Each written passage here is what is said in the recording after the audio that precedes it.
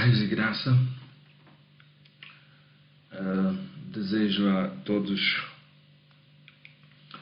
um dia de paz, um dia de alegria, apesar de que estamos nesta fase de quarentena em nome do coronavírus. Nós vamos, depois de algumas tentativas que não deram certo,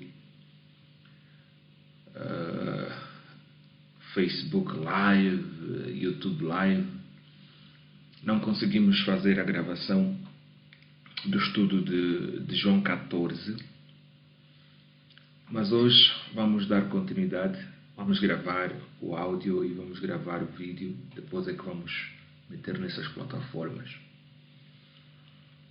Amado Pai, nós te agradecemos e nós confiamos em Teu nome e pedimos-te que nos ajudes, que fales ao nosso coração, que nos guies no caminho certo, que nos livres dos erros e que o Teu Espírito conduza cada palavra, cada pensamento, para que o Teu povo seja nutrido e para que todos nós cresçamos em unidade no corpo de Cristo. Oramos em nome de Jesus, o único Senhor e Salvador. Amém. A última vez nós vimos o capítulo 13. E o capítulo 13 encontramos vários ensinos, mas vamos destacar três que foram particularmente determinantes, né, ao nosso ver. O primeiro é a ênfase do ensino sobre o amor de Jesus. Jesus vai mostrar o seu amor para com os discípulos, se entregando por eles até o fim, e vai ensinar aos discípulos que este mesmo amor é o amor que cada um deve ter para com o outro. Ou seja, a comunidade dos discípulos é a comunidade do amor. Os discípulos são conhecidos não por aquilo que eles pregam primeiramente, não por aquilo que eles dizem primeiramente, mas pelo amor que é visto em suas vidas entre eles. Hoje em dia, muitos de nós somos mais conhecidos pela denominação que nós fazemos parte, pela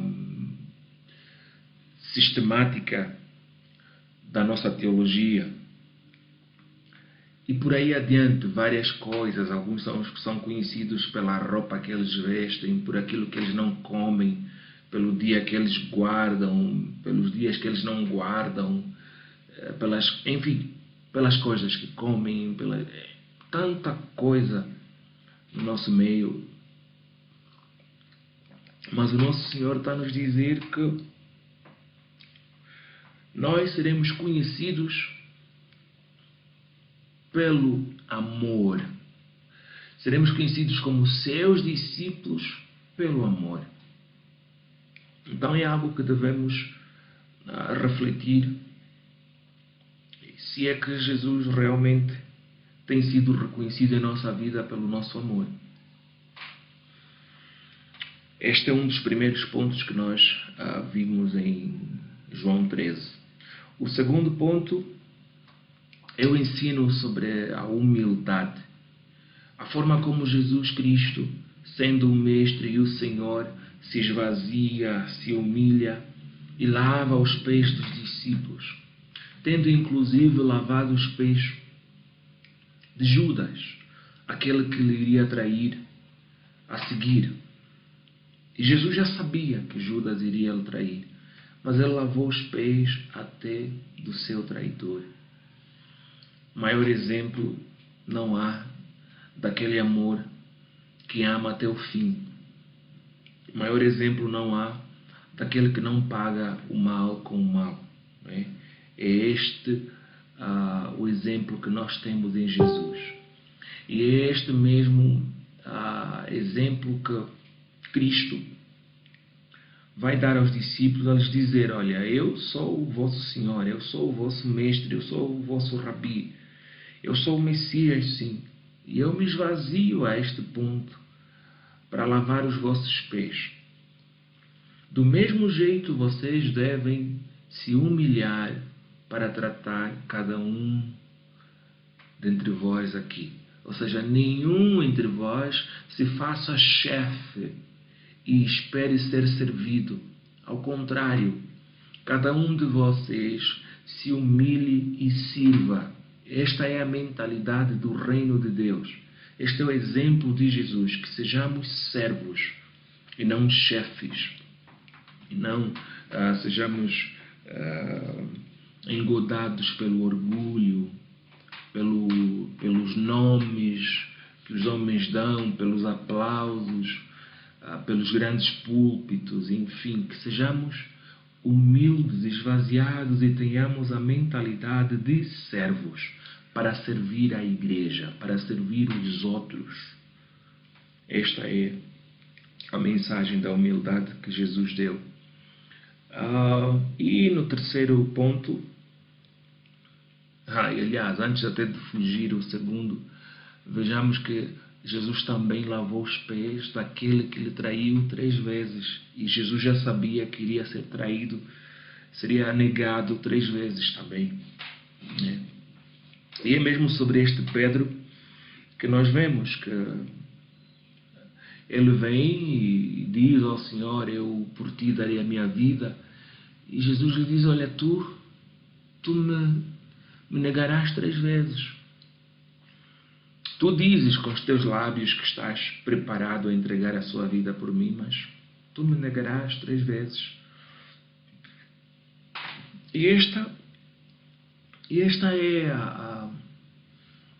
a realidade do nosso dia a dia. Muitos de nós, por vezes, nos enganamos. Achamos que amamos ao Senhor de todo o coração, que estamos dispostos a carregar a nossa cruz, porque a cruz é o símbolo de total submissão à vontade de Deus, de total rendição como cordeiro, de morte, de mortificação, de esvaziamento. E quando nós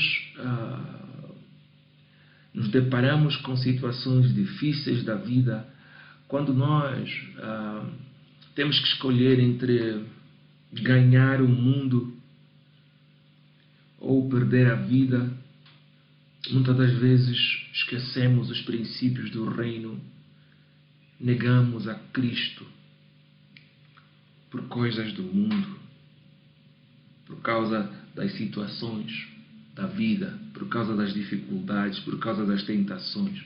Ou seja, é fácil ser alguém que confessa o nome de Jesus com os lábios. É fácil a pessoa ser emocionado, ir à igreja, cantar, participar do coral, ser pregador. Enfim, é fácil se apresentar como um cristão.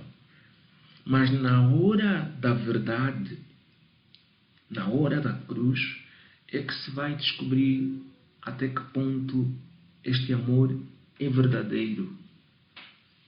É na cruz onde se descobre a nossa fé.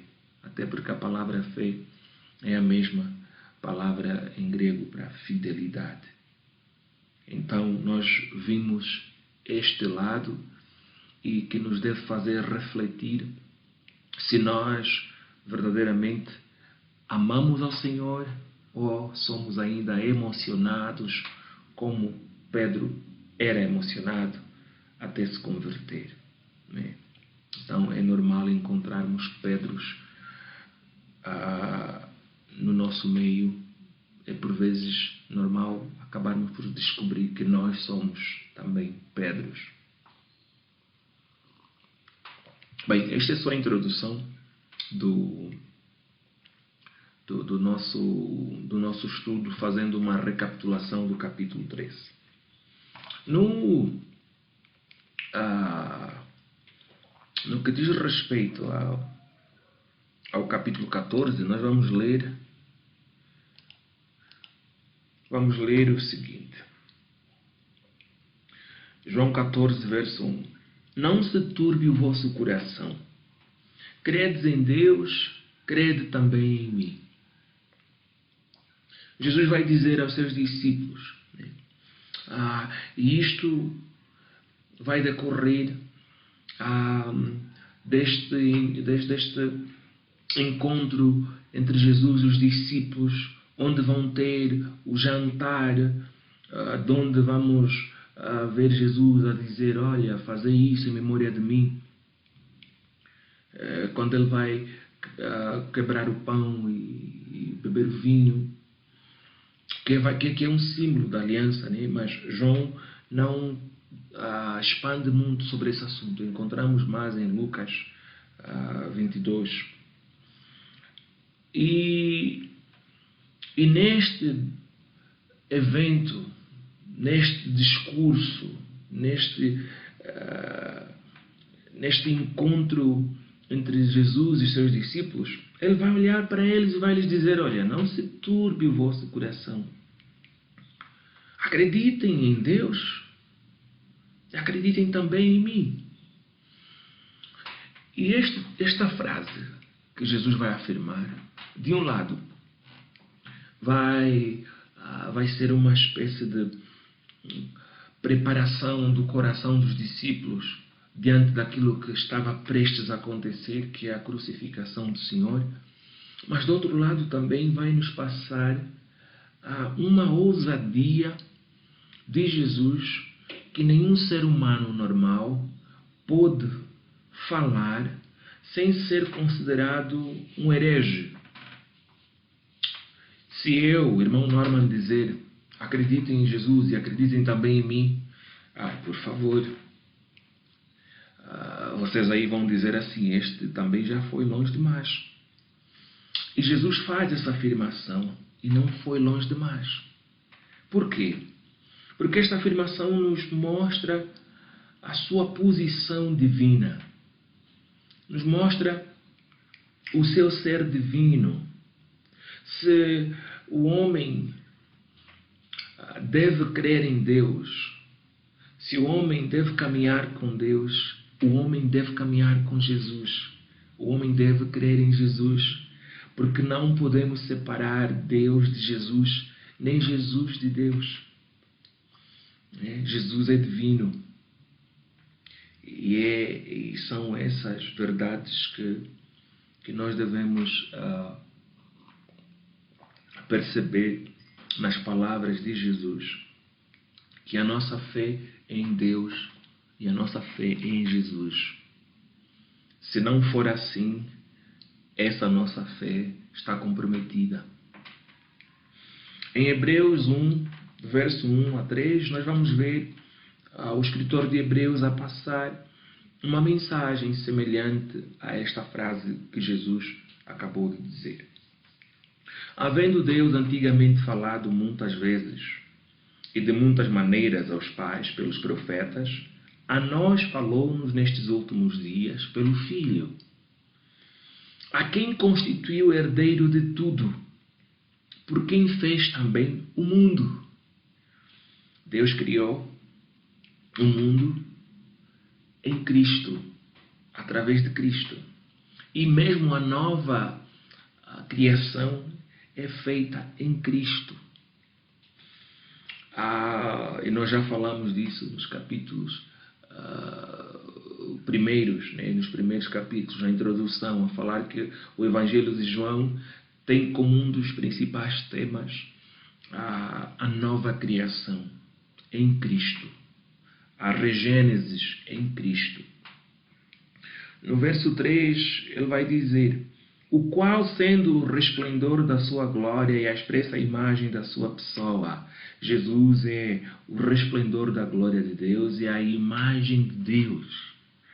E sustentando todas as coisas pela palavra de seu poder, havendo feito por si mesmo a purificação dos nossos pecados, assentou-se à destra da majestade nas alturas. Depois do sacrifício de Cristo, depois da sua ressurreição e ascensão, Jesus Cristo assentou-se à destra da majestade nas alturas. Que é uma linguagem para dizer que assumiu uma posição de poder e autoridade sobre os principados, sobre as potestades, sobre os dominadores e sobre os reinos. Jesus é o Rei. E Ele é o Rei dos reis. Ele está acima dos poderes espirituais e dos poderes humanos. Os reinos, os nossos presidentes, os nossos governadores e qualquer um que tem uma posição de poder está inferior à posição de poder de Jesus. Por isso é que os demônios, ao nome de Jesus, são expulsos. Por isso é que Cristo é o Rei. Esse Rei é o Rei dos reis e a sua autoridade nem a nossa mente consegue encaixar. Não é? Então, esta posição é a posição de divindade. Jesus é divino. No verso 2 e 3 de João 14, nós vamos ler o seguinte. Ele continua no discurso. Ele diz: na casa de meu pai há muitas moradas. Se não fosse assim, eu vos teria dito: vou preparar-vos lugar. E quando eu for e vos preparar lugar, virei outra vez e vos levarei para mim mesmo, para que onde eu estiver, estejais vós também. Ora, eu lembro-me uma vez um irmão se aproximou de mim e perguntou-me: irmão Norman, então como é que vamos explicar este verso se o arrebatamento e pré-tribulacionista não vai acontecer, ou então ainda se a ideia de que iremos ficar com Jesus e Deus nos céus durante um tempo e só depois é que voltaremos com Ele. Isso não ensina o arrebatamento pré-tribulacionista, isso não ensina que nós iremos viver no céu. Eu não me lembro exatamente quais foram as palavras que eu busquei persuadir o irmão a dizer que este não era os melhores versos para defender aquela doutrina. Então hoje vamos voltar a olhar um pouquinho para estes versos e vamos ver uma outra forma de interpretar este texto. Não que não hajam outras, mas vamos apresentar aquilo que nós entendemos. A palavra moradas, quando o Senhor diz: na casa de meu pai há muitas moradas, a palavra moradas, traduzida moradas do grego, é moné. Esta palavra só aparece 2 vezes no Novo Testamento. E a outra instância em que ela aparece é no capítulo a seguir, que é João 15, quando Jesus vai dizer: permanecer em mim. Aquela palavra permanecer em mim é moné. A ideia de moné vai ser, pode ser naturalmente tida como alojamento.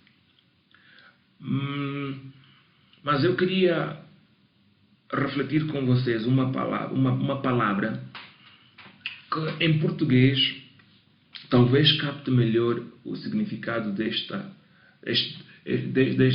termo moné, né? Primeiro estamos a ver ela como referência de morada, como foi traduzida aqui em Almeida Corrigida Fiel, e depois temos ela como permanecer em mim.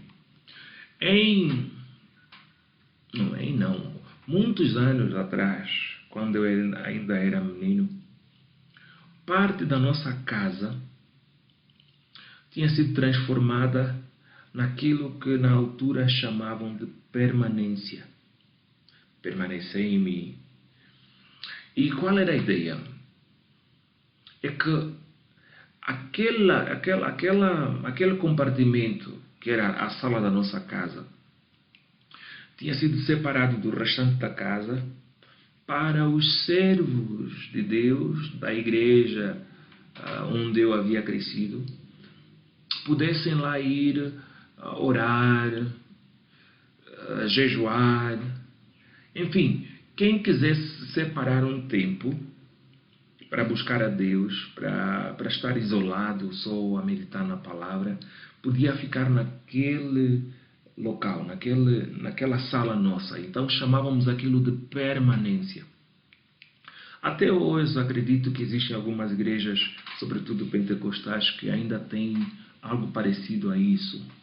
Então a ideia de permanência é um alojamento, sim, é uma morada, sim, mas é mais como se um quarto, como se um apartamento, não é? Não propriamente aquilo que muita gente pensa e diz, não, olha, nós aqui ao viver, o nosso galardão está a ser guardado nos céus e o que vai acontecer é que na medida em que você for dedicado à palavra de Deus, dedicado a boas obras, o tipo de casa que Jesus vai preparar para você será superior à casa daquele que não se dedicar muito.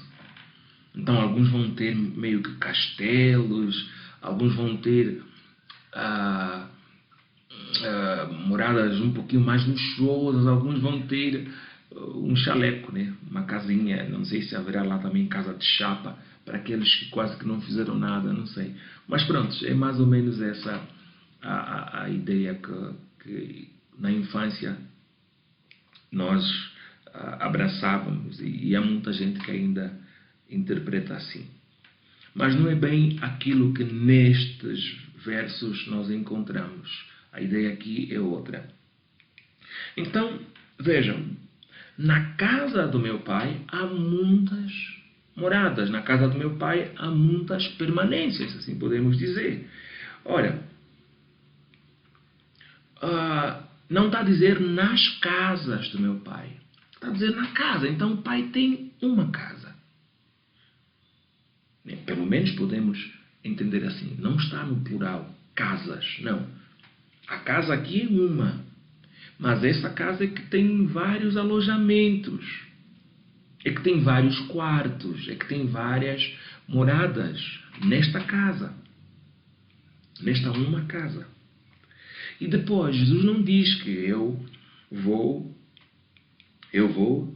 preparar-vos um lugar e depois vos levo para aquele lugar. Não, ele diz, virei outra vez e vos levarei para mim mesmo. Então, o lugar onde Jesus está a dizer que vai nos levar é para Ele mesmo. Ele não está a dizer que é no céu. Não é isso que ele disse. É na casa do Pai. Se Jesus está na casa do Pai, Ele nos levará na casa do Pai, não nas casas do Pai. Não é? E nós teremos morada na casa do Pai. Teremos habitação na casa do Pai. Teremos comunhão com Jesus e com o Pai na casa do Pai. É esta mensagem que nós entendemos estar aqui a ser apresentada. Então logo nos perguntamos, qual é a visão da casa do Pai? No Velho Testamento, a casa de Deus, se nós vermos, por exemplo, Malaquias, a casa de Deus vai ser referência do Templo de Jerusalém, que já foi destruído em 68, 70. É mais ou menos esta visão da casa de Deus no Velho Testamento. Mas no Novo Testamento nós temos uma reinterpretação das coisas. Aliás, nós acabamos de ler, mesmo em Hebreus 1, de 1 a 3, que o Jesus é o resplendor da glória e expressa a imagem da sua pessoa. Quer dizer que Deus habita em Cristo. Então, o próprio Cristo é o maior exemplo da casa de Deus. Para começar, no Novo Testamento, já começamos a ver estas nuances. Vamos ver 1 Pedro. Isso seria bom que você lesse todo o capítulo 2.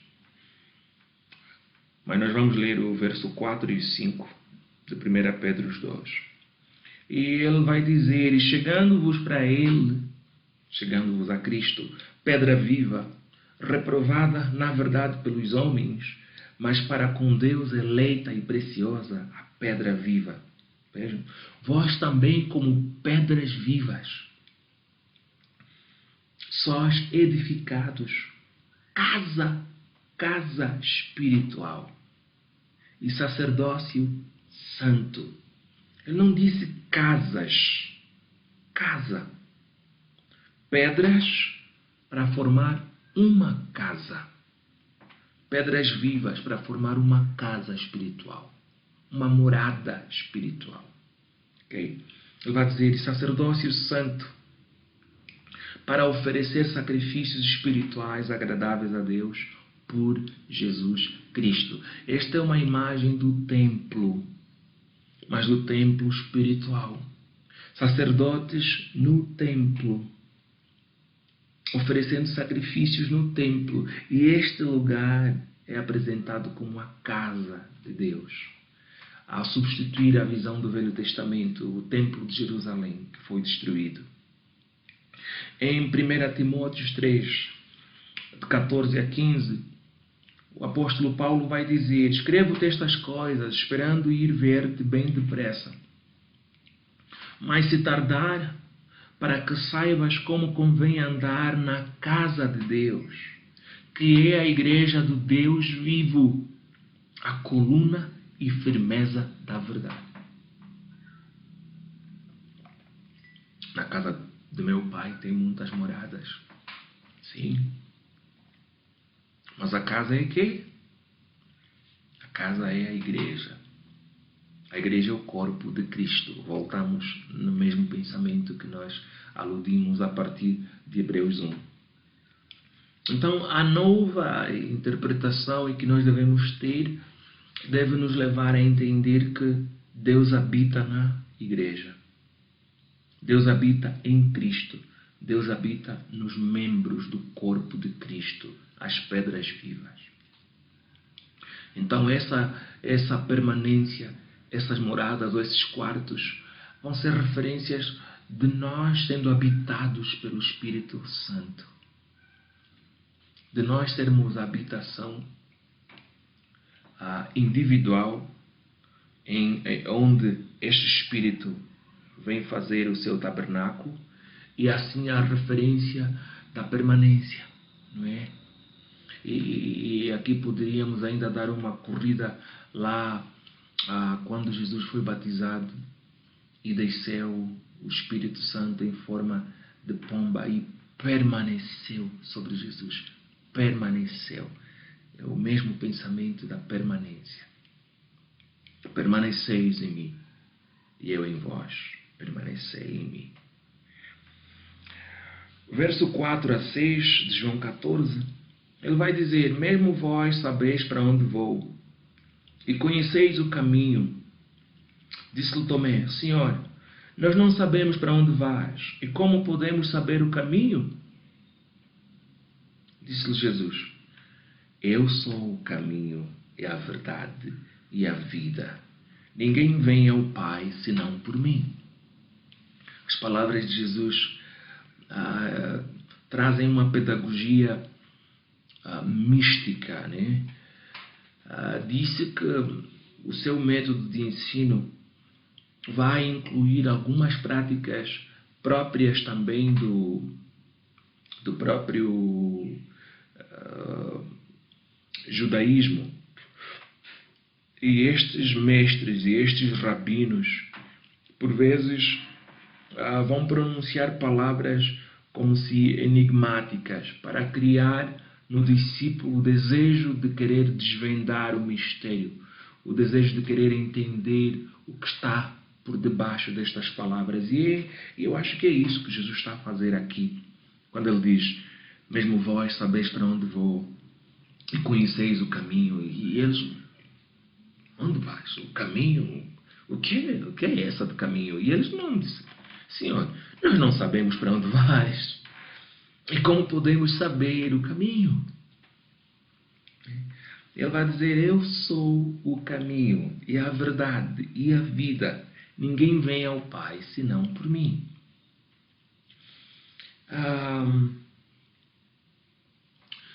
E uma das coisas que nós aqui podemos refletir é sobre o significado do caminho, sobre o significado da verdade e da vida. E olharmos para um ponto muito profundo que queira Deus, um dia vamos tentar expandir um pouco, que é que o fim, de acordo a Cristo, o fim da nossa existência é o Pai. Ele está a dizer que ninguém vem ao Pai senão por mim. E este Pai está em Jesus. Daí ele vai dizer: credes em Deus, crede também em mim. Porque este Deus está em Jesus, habita em Jesus. E esse caminho, e essa verdade, e esta vida despoletam exatamente aí no Pai, em Jesus. É muito lindo isso. Como falávamos um pouquinho do judaísmo, vale a pena, quando olharmos para as Escrituras, nos lembrarmos que o Novo Testamento não veio do nada.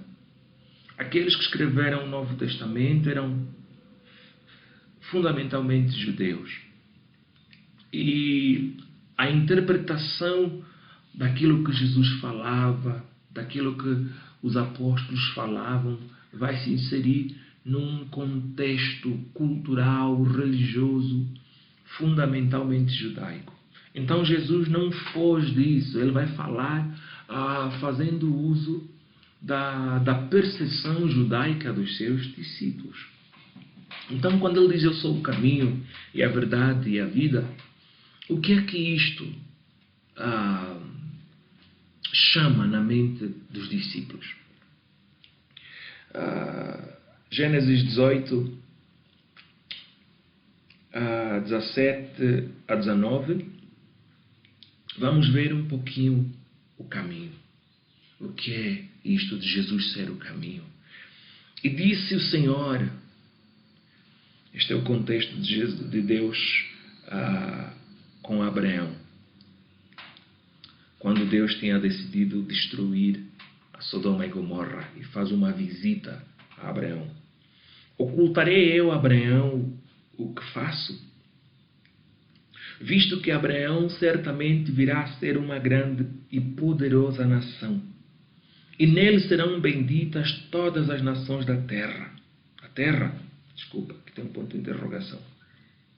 Porque eu tenho conhecido, e sei que ele há de ordenar a seus filhos e a sua casa depois dele, para que guardem o caminho do Senhor, para agir com justiça e juízo, para que o Senhor faça vir sobre Abraão o que acerca dele tem falado. Vejam o que ele vai dizer: para que guardem o caminho do Senhor, para que guardem a forma de Deus, para que guardem o modo de pensar e de agir de Deus, para que guardem os preceitos divinos do Criador. E é isso que ele está a dizer, que por conhecer Abraão, Deus tinha a certeza que ele iria ensinar o caminho. E Jesus está a dizer: eu sou o caminho. Eu sou a expressa imagem da vontade de Deus para vocês. Eu sou o modelo certo de viver, de ser e de conhecer a Deus. Eu sou. É isso que está a encaixar na mente do judeu. Ao lhe dizer, não é propriamente a lei. Vocês tiveram a lei no Velho Testamento, que eram preceitos, que eram princípios, que vos mostravam o caminho, mas o caminho realmente sou eu. Esta lei apontava para mim. Ele vai culminar em mim, em pessoa, e não em letra, mas em pessoa, em pedra viva, não em pedra morta, que foi destruída pelos romanos, não. Aquele templo de Jerusalém. Assim vemos a diferença entre os preceitos que foram dados por escrito e o preceito que é dado em pessoa, em carne, em sangue, em cheiro, em toque. Imagina os discípulos que podiam pôr a cabeça no peito de Jesus, que podiam ver Jesus a chorar, que podiam ouvir a Jesus, que podiam tocar nas suas marcas, das suas feridas. Este é o preceito, este é o caminho, este é o exemplo, esta é a encarnação do divino. Salmos 119, no verso 12 a 15, nós lemos: Bendito és tu, ó Senhor, ensina-me os teus estatutos. Com os meus lábios declararei todos os juízos da tua boca. Folguei tanto no caminho dos teus testemunhos, como em todas as riquezas. Meditarei nos teus preceitos e terei respeito aos teus caminhos e recriar-me-ei nos teus estatutos. Não me esquecerei da tua palavra. João 1, no princípio era a palavra e a palavra estava com Deus. O Logos, o caminho. Se aqui o salmista está a ver o que? A lei. Mas a lei é cumprida em Cristo. O seu ponto máximo, a sua consumação é Cristo. Cristo é o caminho. E depois também vemos a palavra a verdade. Eu sou o caminho, a verdade e a vida. E o que é que na mente do judeu a verdade se refere? Podemos também ir no Velho Testamento, mas para não passarmos muito tempo no mesmo neste trecho, na verdade temos uma meditação, uma pregação que tivemos ainda este ano no BIE e falamos sobre este verso. E recomendo aos irmãos a buscarem, ainda mesmo aqui no YouTube também podem encontrar. Eu sou o caminho, a verdade e a vida. Ninguém vê ao Pai senão por mim. Onde abordamos um pouquinho mais sobre este verso. Mas aqui em João 17, de 14 a 17, vamos ver o que é que Jesus vai considerar como a verdade. Ele vai lhes dizer assim: dê-lhes a tua palavra. Esta é aquela oração sacerdotal de Jesus, antes dele ser crucificado. Ele vai dizer: dê-lhes a tua palavra. A quem? Aos discípulos. E o mundo os odiou, porque não são do mundo, assim como eu não sou do mundo. A primeira pedra viva foi rejeitada. A pedra viva foi rejeitada. As pedras vivas também são rejeitadas. Assim como eu não sou do mundo, não peço que os tires do mundo, mas que os livres do mal. Não são do mundo, como eu do mundo não sou. santifica-os na tua verdade. A tua palavra é a verdade. A palavra de Deus é a verdade. Que seja Deus verdadeiro e todo homem mentiroso. Deus não mente. Deus é puro. Deus é honesto. E a verdade está em Deus. A palavra de Deus é a verdade. O que Deus fala é a verdade. E é este o conceito de verdade, a palavra de Deus. E onde estava a palavra de Deus? Na mente do judeu? Na lei. Jesus está a dizer, eu é quem sou a verdade. Eu é quem sou a verdadeira lei. A vida.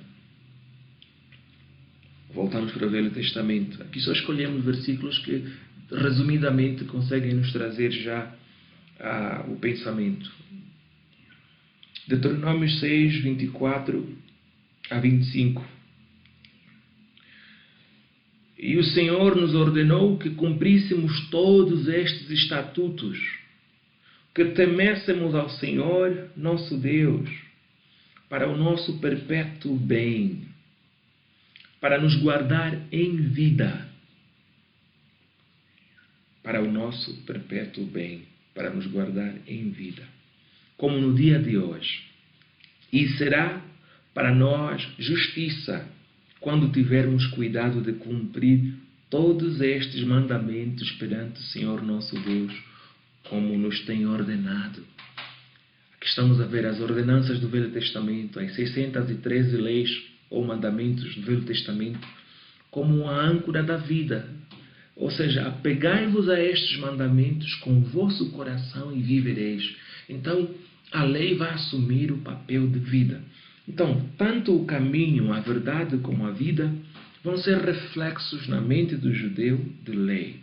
Jesus está a dizer aos discípulos, eu sou a verdadeira lei. Ninguém vem ao Pai senão por mim.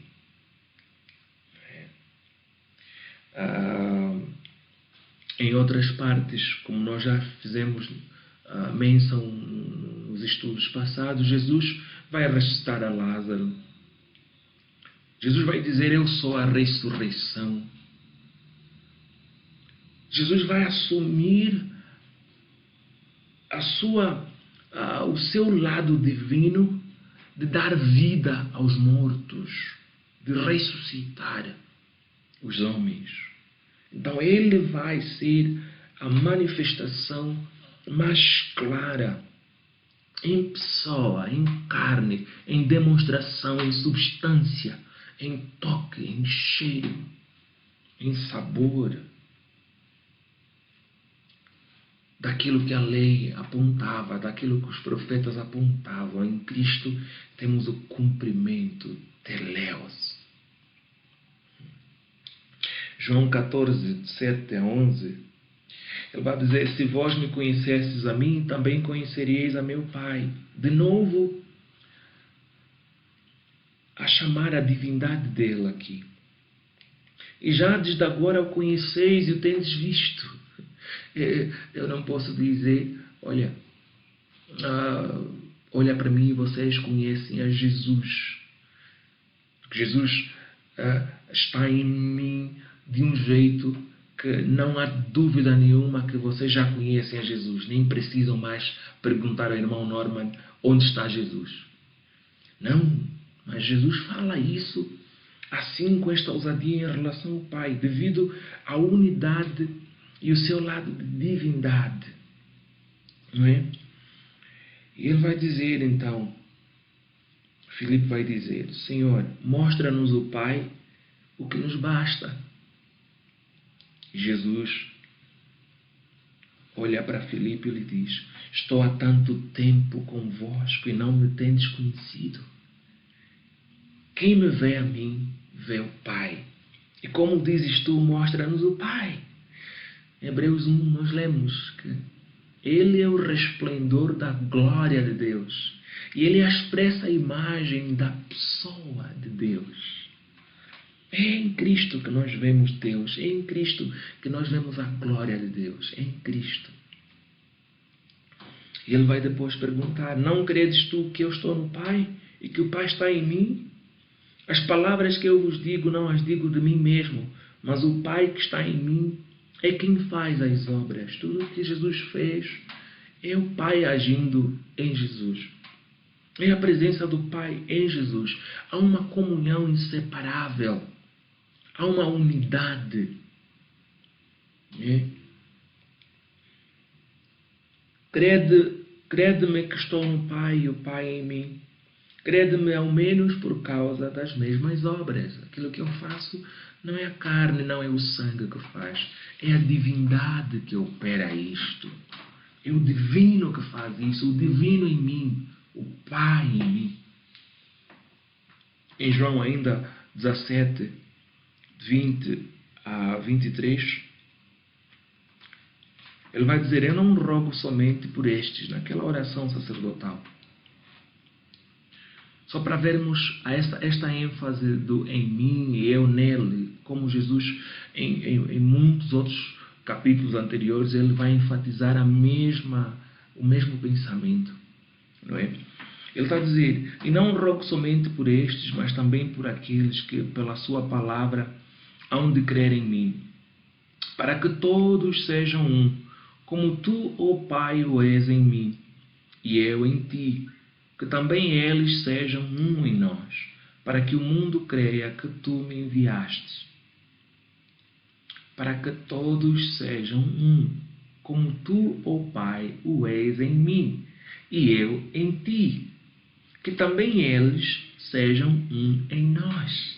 Estão a ver a expansão ainda na casa do meu Pai há muitas moradas? Estão a ver esta unidade, este mistério? É isto que em outra parte o Novo Testamento vai dizer: sermos participantes da natureza divina. A vontade de Deus é nós vivenciarmos esta unidade mística, para que todos sejam um, como tu, ó Pai, o és em mim, e eu em ti, que também eles sejam um em nós, para que o mundo creia que tu me enviastes. E eu lhes dei a glória que a mim me deste, ou a glória do Pai em Cristo, a glória de Cristo na igreja, para que sejam um, como nós somos um, unidade. Eu neles, Cristo em nós, e tu em mim, o Pai em Cristo, para que eles sejam perfeitos em unidade. A nossa perfeição é em unidade. O templo é templo porque tem estas pedras vivas que fazem essa construção, que fazem esta casa espiritual.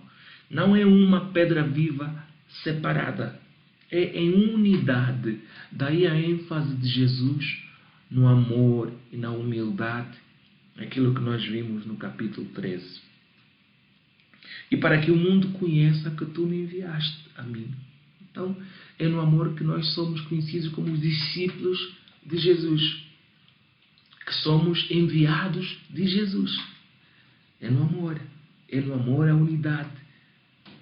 E que os tens amado a eles como me tens amado a mim. Imagina esta verdade, o amor de Deus para conosco, para com a igreja, não é diferente do seu amor para com o seu Filho unigênito. Daí que se ele abriu mão do seu Filho para a salvação do mundo, naturalmente que ele abre mão da igreja para a salvação do mundo. Daí que Deus espera que você e eu sejamos reflexos da missão de Cristo, de se entregar para alcançar os que ainda não foram alcançados, de pregar a boa nova àqueles que ainda não ouviram, não receberam a boa nova. No verso 12 de João 14, ele vai dizer: na verdade vos digo, que aquele que crê em mim também fará as obras que eu faço, e as fará maiores do que estas, porque eu vou para meu Pai. Na verdade vos digo que aquele que crê em mim também fará as obras que eu faço, e as fará maiores do que estas, porque eu vou para o meu Pai. Este verso também tem sido fruto de muita interpretação diferente, né? E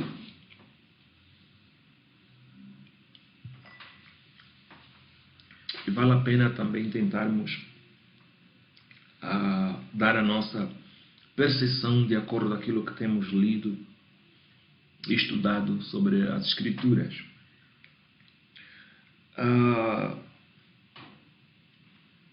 Para alguns, há uma visão que eu já ouvi, e não uma só vez, que vai nos dizer que quando Jesus fala que aquele que crê em mim também fará as obras que eu faço e as fará maiores, se refere a um período antes da vinda de Cristo. Isto naturalmente se enquadra na escatologia. Antes do final das coisas, haverá um momento especial em que haverá um derramamento do Espírito de Deus e do seu poder a se manifestar de jeito estrondoso, nunca antes visto na história. E só depois disso, então, é que vem a grande tribulação. E alguns, inclusive dizem que isto só será realizado pelos 144 mil judeus.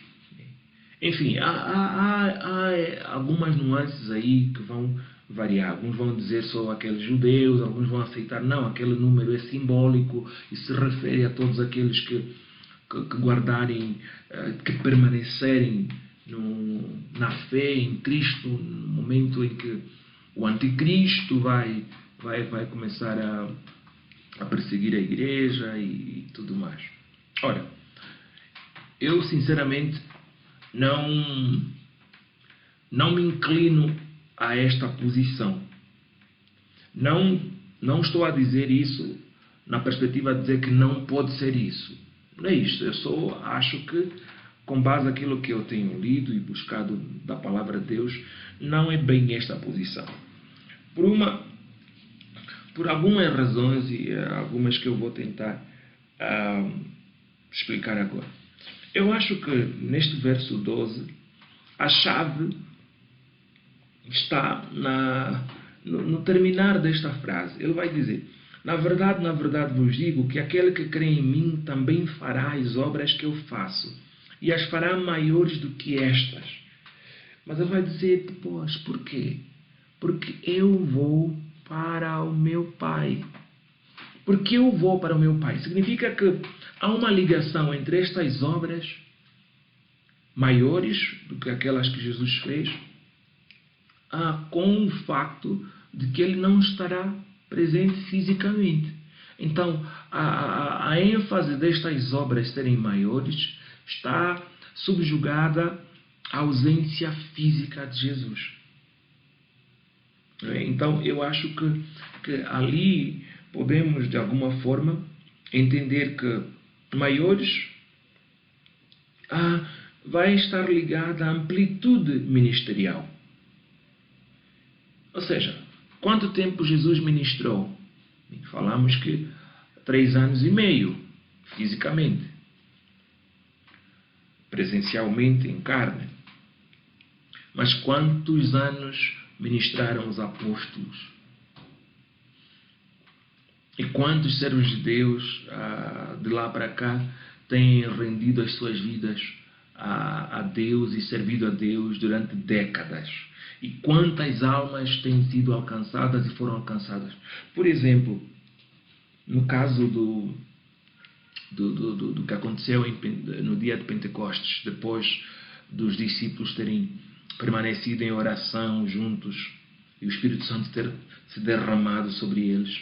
Naquele mesmo dia, 3.000 pessoas se converteram. Eu acredito que, se olharmos para o ministério de 3 anos e meio de Jesus, não aconteceu isso. Não houve um dia em que houve uma conversão assim, em massa. E não passando um pouquinho os capítulos, encontramos mais um incidente de 5.000 pessoas se converterem num só dia. Então, eu acredito que isso já se cumpre nestas palavras que Jesus está a dizer e que nós estamos a ver em Atos dos Apóstolos. O jeito como o Espírito de Deus agiu nos apóstolos, o tempo que o Espírito de Deus agiu nos apóstolos e o impacto que o Evangelho pregado pelos apóstolos e por estes que ouviram e abraçaram o Evangelho a partir deles, assim como na oração sacerdotal de João 17. Então eu acho que isso já se cumpriu e se cumpre. Não acredito que devemos estar aqui a dizer, olha, para ele dizer que farão obras maiores do que Jesus faz, significa que bem, é preciso andarmos também sobre as águas, como Jesus andou. Eu acho que essa visão é muito literalista e Jesus nem sempre era assim tão literal. A mensagem de Jesus era espiritual. E o que mais valioso há na terra são as almas dos homens. E o alcance das almas dos homens pelo Evangelho, naturalmente que a igreja, os discípulos, alcançaram mais almas do que Jesus. Ok, quando falo do que Jesus, na perspectiva comparativa corporal, porque mesmo os discípulos representam nada mais do que a continuação do ministério de Jesus, somente não presencial fisicamente. Não é porque na casa do meu pai há muitas moradas e ele mesmo é que vem nos levar para si mesmo. Então, se nós somos a casa de Deus, se nós somos a habitação de Deus, este Jesus está em nós e o seu Espírito é que está a agir. Continuamos sendo o corpo de Cristo e é o corpo de Cristo que continua a efetivar os sinais, a levar o Evangelho com impacto, a convencer o mundo do pecado, da justiça e do juízo. É o mesmo Espírito de Cristo. Então eu não acho que necessariamente temos que dar aquela interpretação. Bem, se for o caso de que esperamos uma espécie de avivamento hiper extraordinário, com sinais totalmente para além daquilo que nós já vimos Jesus a fazer, bem, eu nem tenho imaginação de que tipo de sinais são esses. Mas também que seria boa coisa para se abraçar, bem, seria, né? Mas que deve ser essa única forma de interpretar as Escrituras, eu acho que não necessariamente. Não necessariamente. Então, no verso 13 e 14, ele vai dizer: e tudo quanto pedirdes em meu nome, eu farei, para que o Pai seja glorificado no Filho. Se pedires alguma coisa em meu nome, eu farei. Nós hoje vamos ver estes versos a seguir com João 16, de 22 a 28, e vamos parar por aqui e numa outra oportunidade vamos dar continuidade do verso 15 de João 14. Então ele está aqui a dizer que e quando vocês pedirem alguma coisa em meu nome, no nome de Jesus, ele vai pedir ao Pai, para que o Pai seja glorificado no Filho. Aquele mesmo conceito de Hebreus 1, que nós lemos no princípio. Os primeiros versos de Hebreus 1, que Jesus é a glória do Pai. Nele habita a glória do Pai. Ele continua a jogar com esse conceito. E tudo quanto pedires em meu nome, eu farei. Ele fará tudo quanto pedirmos em seu nome. Ele, naturalmente, que vai curar quando nós orarmos em seu nome. Ele, naturalmente, que vai nos dar sabedoria quando nós pedirmos em seu nome. De acordo, Tiago, por exemplo, vai falar isso. Ele agir em nós.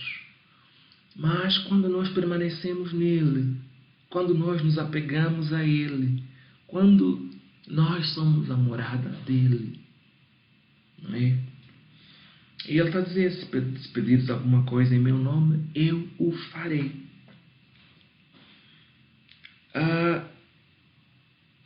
Em João 16, de 22 a 28, nós lemos: assim também vós agora, na verdade, tendes tristeza.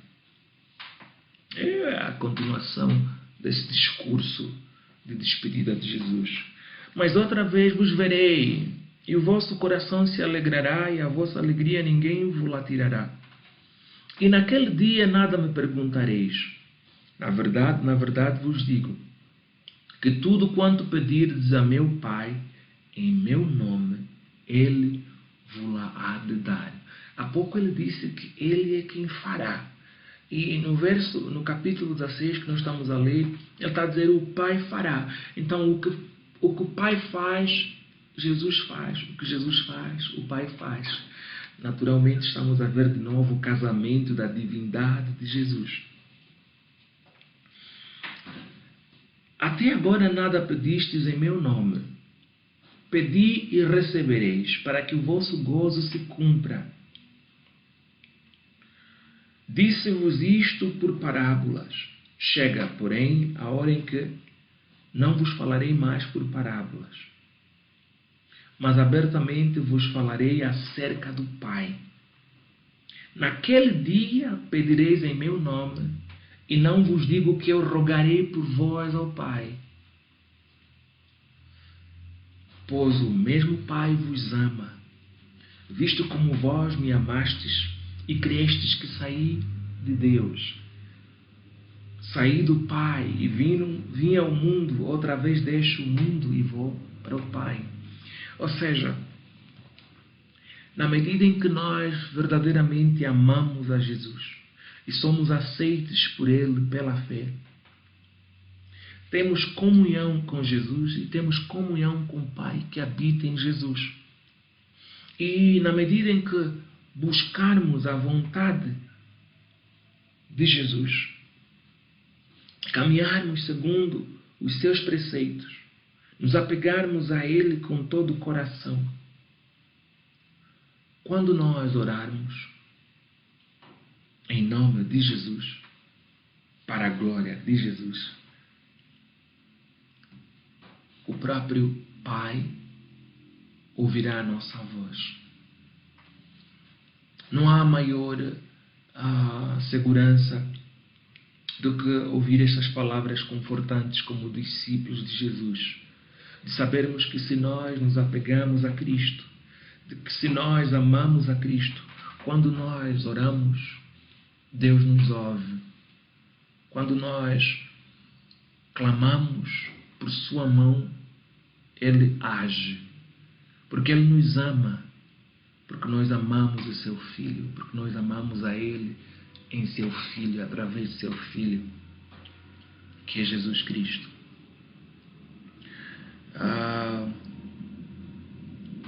Naturalmente que este pedir alguma coisa não é aberto a coisas perversas. Pedir em nome de Jesus não é simplesmente usar este nome Jesus como se fosse um mantra, um esquema de magia para conseguir tudo o que nós queremos. Não é? Eu lembro em algum momento, quando eu era mais pequeno e antes mesmo de eu conhecer a Deus de verdade, na igreja onde eu fazia parte, houve alguma campanha, algum programa, e nós tínhamos que gritar Jesus 7 vezes, na esperança de que assim Jesus iria fazer alguma coisa esplêndida, superior, porque invocamos o seu nome 7 vezes, como o Josué, na batalha de Jericó, giraram 7 vezes as muralhas caíram. Não, Jesus não está a nos falar do seu nome nesta perspectiva. O seu nome não são somente palavras que nós pronunciamos, Jesus. No mundo existem muitas pessoas chamadas Jesus que não temem a Jesus, que são iguaizinhas a nós, no sentido de que não são divinos. E então falar, orar, pedir em nome de Jesus não é o nome no sentido de palavra, de som, não, é a pessoa, é a autoridade de Jesus, é o Espírito de Jesus que está em jogo. É nesta comunhão, é nesta realidade que nós devemos entender o que é clamar, pedir em nome de Jesus. Se alguém vem à nossa casa, ele vem e diz assim: olha, eu venho em nome do governador da província. Nós vamos dizer: mostra-nos o documento que você traz para falar em nome do governador. Se você for olhar, por exemplo, na diplomacia, o embaixador e os diplomatas representam o seu país num outro país. E eles têm acreditação diplomática, eles são aceitos e têm um documento e um estatuto. E este embaixador, neste país, representa a autoridade do outro país. Ou seja, ele está aí como representante e ele fala no lugar ou no nome do presidente da República do país dele. Não há réplicas desse embaixador. O embaixador está lá, ele é um. Haverá outros diplomatas, mas cada um deles tem uma acreditação no âmbito da diplomacia para falarem em nome do país, para representarem a figura ou o nome do seu presidente. Do mesmo jeito, eles têm legitimidade de pedir em nome do seu presidente, de agir em nome do seu presidente, do seu país. Assim também nós, cristãos, se verdadeiramente estamos em Cristo, temos comunhão com Cristo, amamos a Cristo, cumprimos os seus mandamentos, os seus preceitos, temos o seu Espírito Santo habitando em nós, nós também agimos em nome de Cristo. Falamos em nome de Cristo. Representamos o reino de Deus, o reino de Cristo, porque Ele é o Senhor, Ele é o Rei dos Reis. Que Deus nos abençoe e que a próxima vez possamos dar continuidade dos versos a seguir. Amém.